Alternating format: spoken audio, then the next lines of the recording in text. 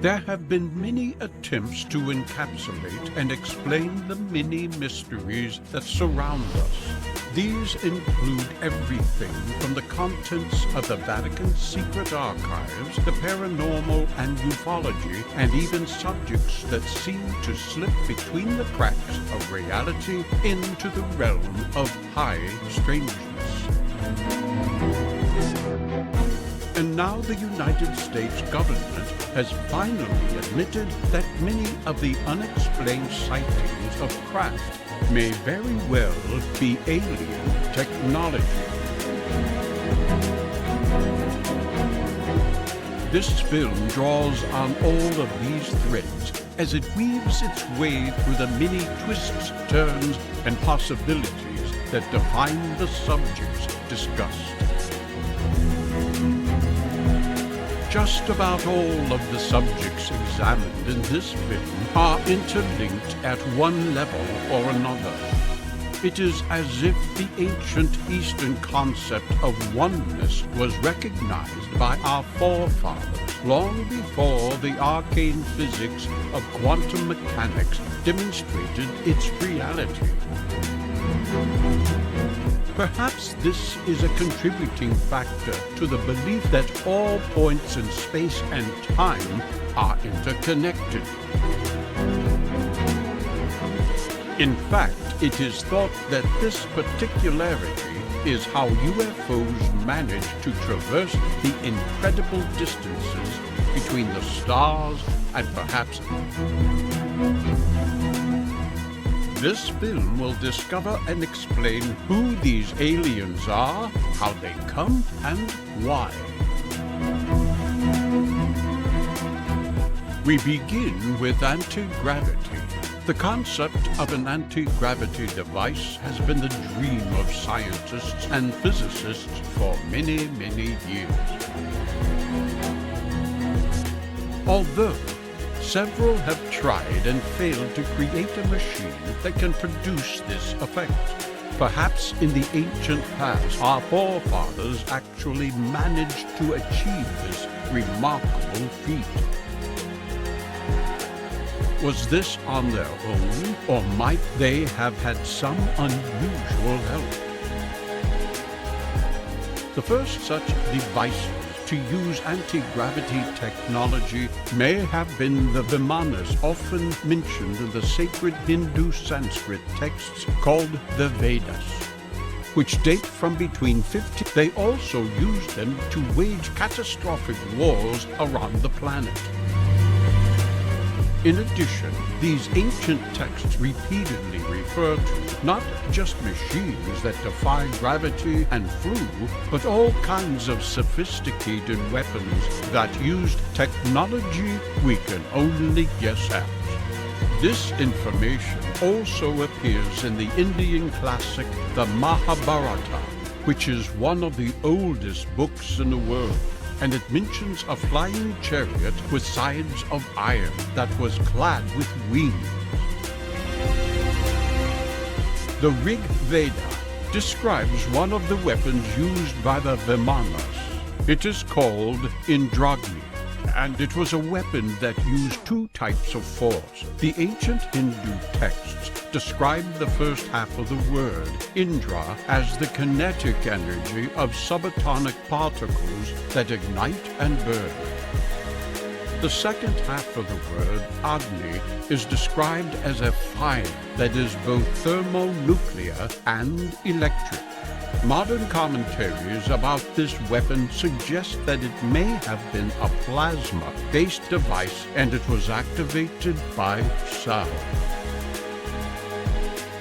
A passage in the Bhagavad Gita, which forms part of the Mahabharata, describes a planet-wide disaster caused by a weapon described as a ray of iron.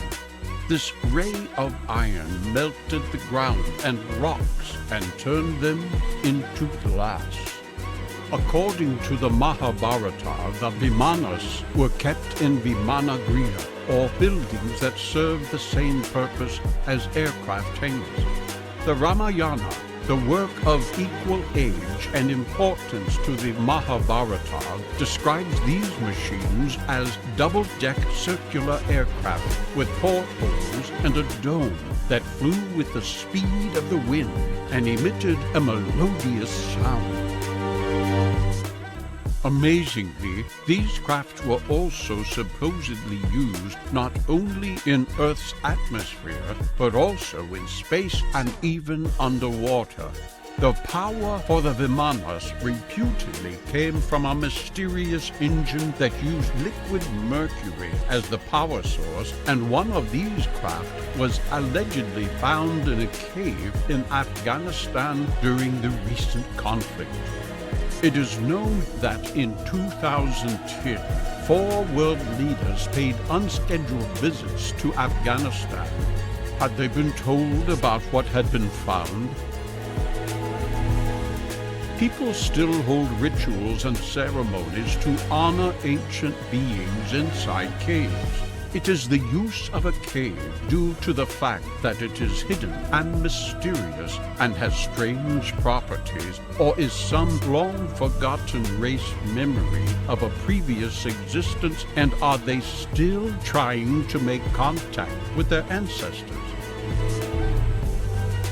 Here we have this strange connection with the same thin, faceless entities seen thousands of miles away in the cave near Karama in India. The Maya also had similar beliefs. This time they involved a place called Xibalba, which means the place of fear. Again, it is underground and is ruled by various fearsome death gods. The entrance to this vast underground world was believed to be via a cave near Coban in Guatemala.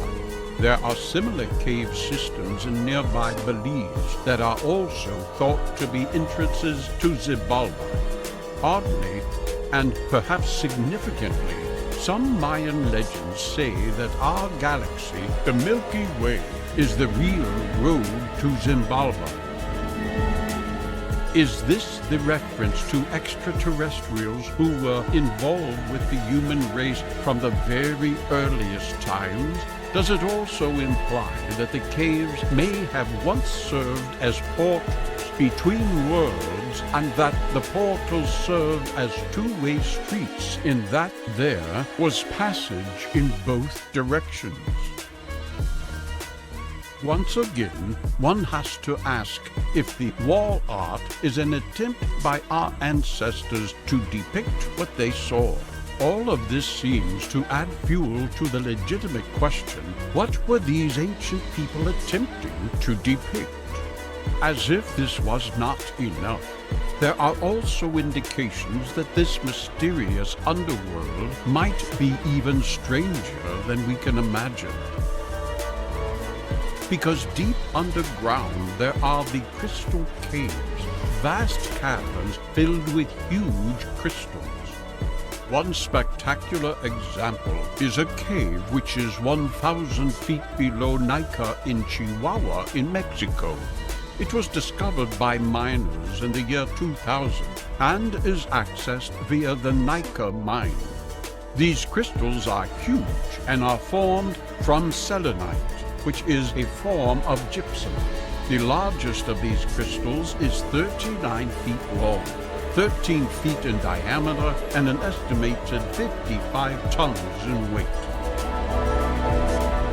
The thing about crystal is that it is an ideal medium for information storage, and it is usual for various kinds of crystal to be used in computer networks for information and data storage.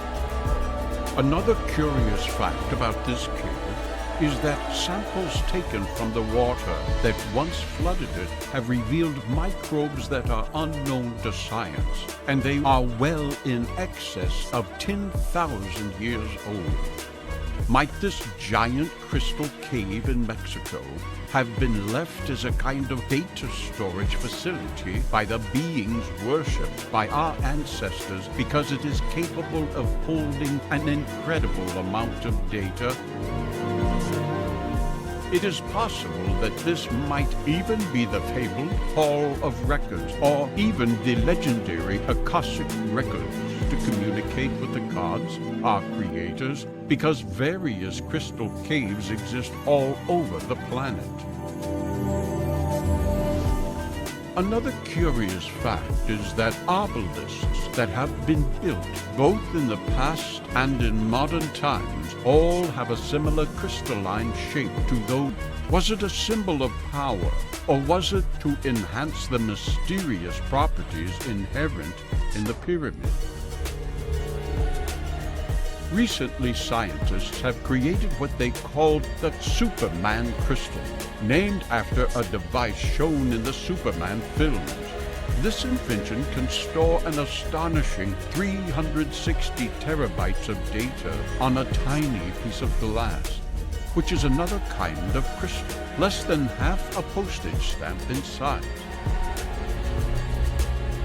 This recording medium has a lifespan estimated at around 13.8 billion years, making effectively everlasting.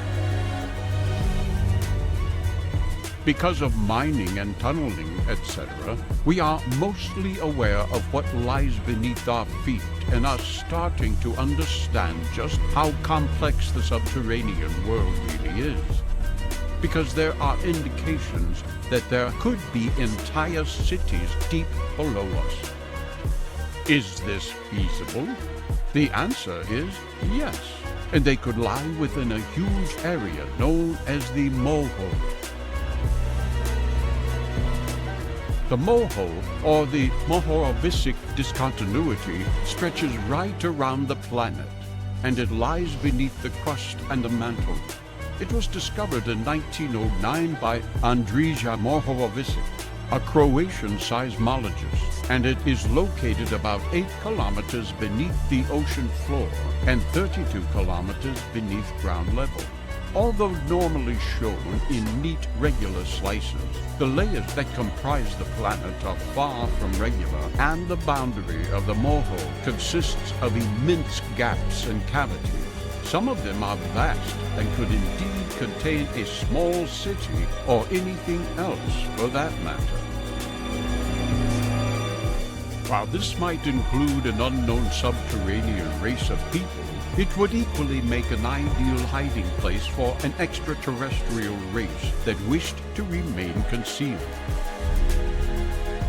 There have been many instances where UFOs have been seen emerging from caves dotted around the planet. UFOs have also been seen entering the Earth in a similar manner. Are they based in the hidden cavities of the Moreau? Perhaps strangest of all is the reincarnation of Jesus Christ, who after his death on the cross reincarnated in a cave. The only evidence of this is his burial shroud, which bears the imprint of his body, and this may have been created due to a burst of energy released by the properties of the cave. Likewise, Christ was also born in a cave. Yet another factor in this, that churches were often built above caves and other ancient cities of worship. Was this instinctive, or did the builders know something that we do not? One example of this is in Rome at the Basilica of Saint Clemente, for the basilica is built directly above a temple of Mithras, and these temples were always in caves. There have been a few written accounts of underground and possibly extraterrestrial races. One such comes from the author, the late Richard Shaver, who along with his publisher, Ray Palmer, wrote tales of warring entities hidden deep underground, of which he claimed to have had personal experience.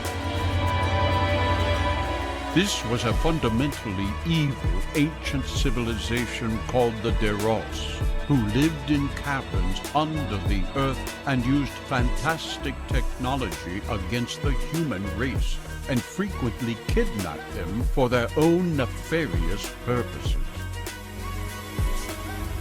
The technology they used originally belonged to the benevolent extraterrestrial race from whom they were descended.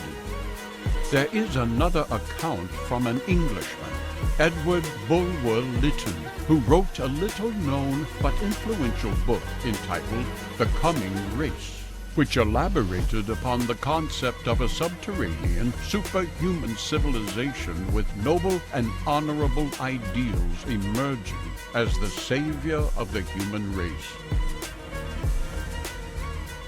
Here the energy source was referred to as Vril.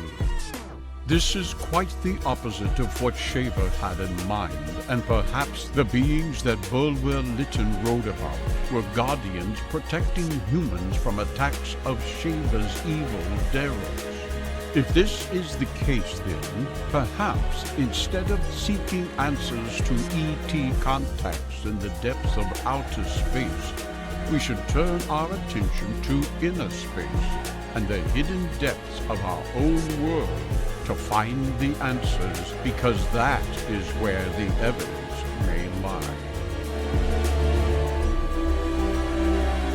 There are a great many places around the world our ancestors thought were of special significance.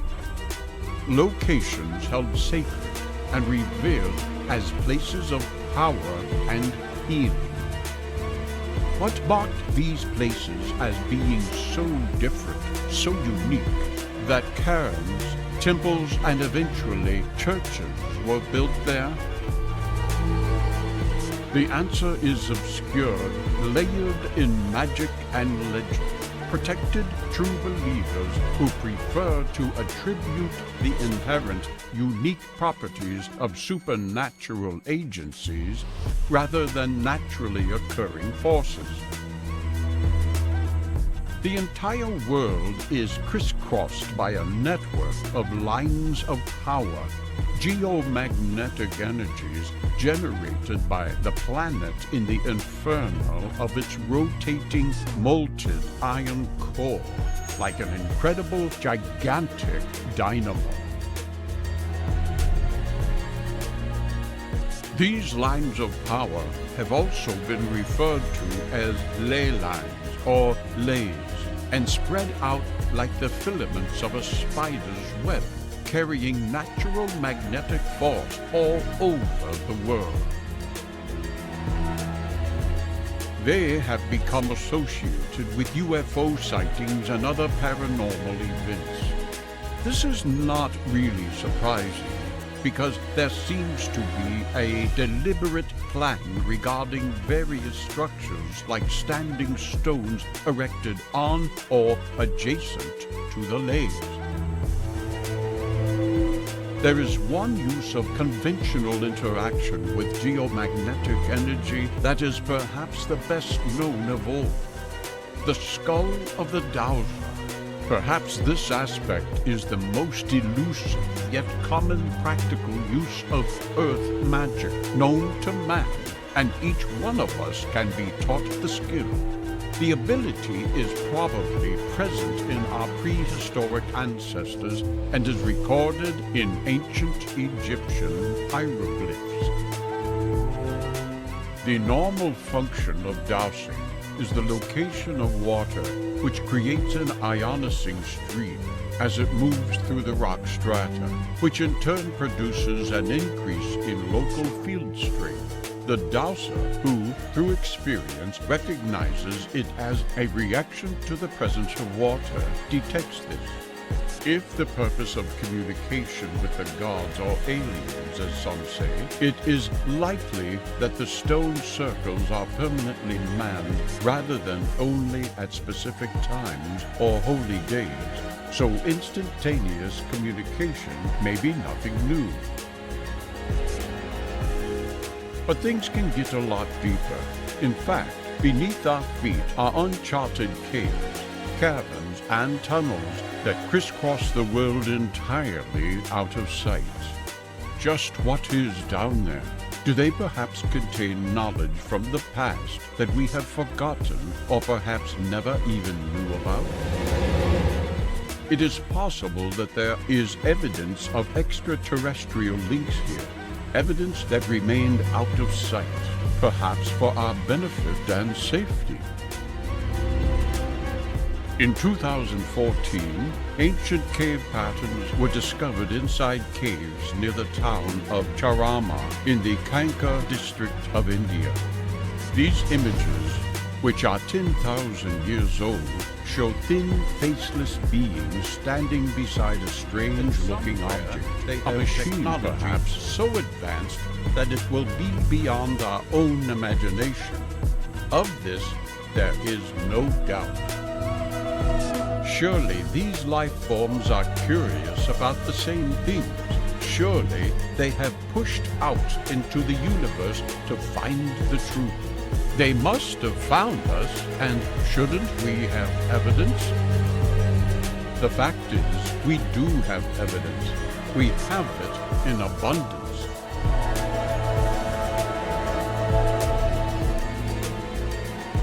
Aliens have reached out.